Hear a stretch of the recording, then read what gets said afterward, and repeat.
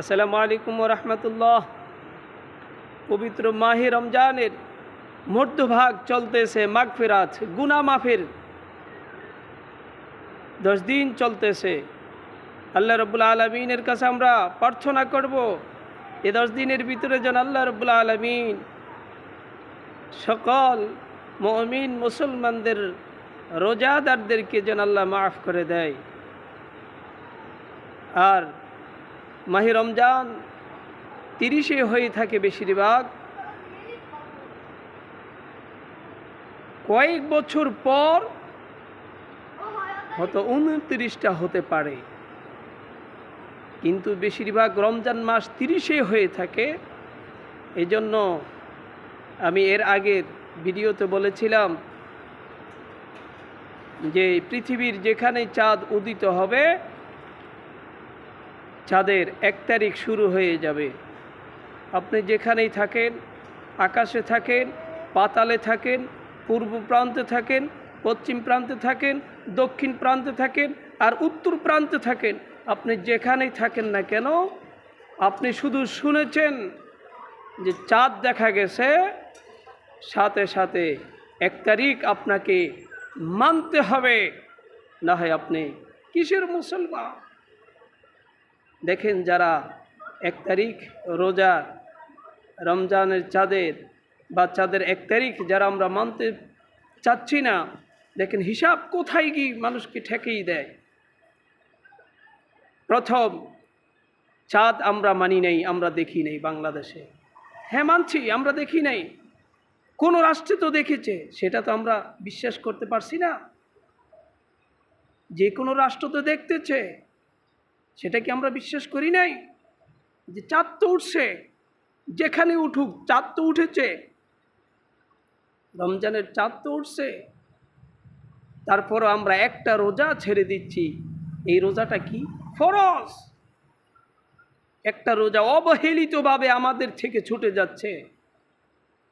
আমরা চাঁদ নিয়ে বসে আছি, চাঁদ আমরা চোখে দেখব, তারপর রোজা রাখব।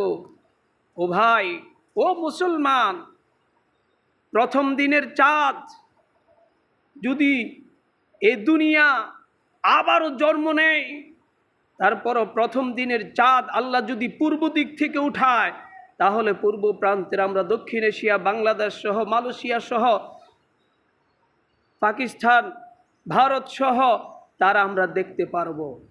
আর নচেত প্রথম দিনের চাঁদ আমরা যতদিন কিয়ামতের আগ পর্যন্ত প্রত্যেক মাসের প্রথম চাঁদ আমরা কোনো দিন দেখব না। কারণ প্রথম দিনের চাঁদ মধ্য প্রান্তে দেখবে, না হয় পশ্চিমা প্রান্তে যারা রয়েছেন তারা দেখবে, আমরা কোনো দিন দেখব না প্রথম দিনের চাঁদ। আমরা সূর্য পাবো আগে, আমরা সূর্যের সাথে তাল মিলিয়ে নামাজ পড়ব, ফজর পড়ব তাদের আগে, জোহর পড়ব তাদের আগে, মাগরিব পড়ব তাদের আগে, আসর পড়ব তাদের আগে, এশা পড়ব তাদের আগে। এটা সূর্যের সাথে তাল মিলিয়ে। সূর্য আমাদের দেশে সর্বপ্রথম আমাদের আগে 2 ঘন্টা আগে মালয়েশিয়া দেয়, মালয়েশিয়া 2 ঘন্টা আগে নামাজ পড়ে ফজরের, তারপর 2 ঘন্টা পর আমরা ফজরের নামাজ পড়ি, আমাদের আধা ঘন্টা পর ভারত, তারপরে পাকিস্তান, এভাবেই আফগানিস্তান, এভাবেই পর্যায়ক্রমে নামাজের সূচি আল্লাহ সিস্টেম করে দিয়েছেন সূর্যের সাথে। কিন্তু চাঁদকে তো গণনা করতে বলেছেন। দেখেন, প্রথম দিনের রমজান ছুটে যাচ্ছে আমাদের শুধু হিসাবের গণনার কারণে, একটু ত্রুটির কারণে একটা ফরজ রোজা আমাদের থেকে শেষ, আর একটা রোজা শেষে আমরা হারাম রাখতেছি, যেটা ঈদের দিন রোজা রাখা সম্পূর্ণ হারাম।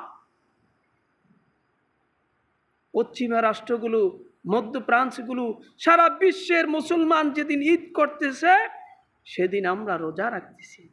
আমরা দেখতেছি, অথচ বর্তমান মিডিয়ায় আমরা দেখতে পারতেছি যে তারা ঈদ করতেছে, তারা ঈদের আনন্দ উল্লাসিত ভাগাভাগি করে নিচ্ছে, আর আমরা ওই দিন রোজা মুখে দেখতেছি তারা ঈদ করতেছে।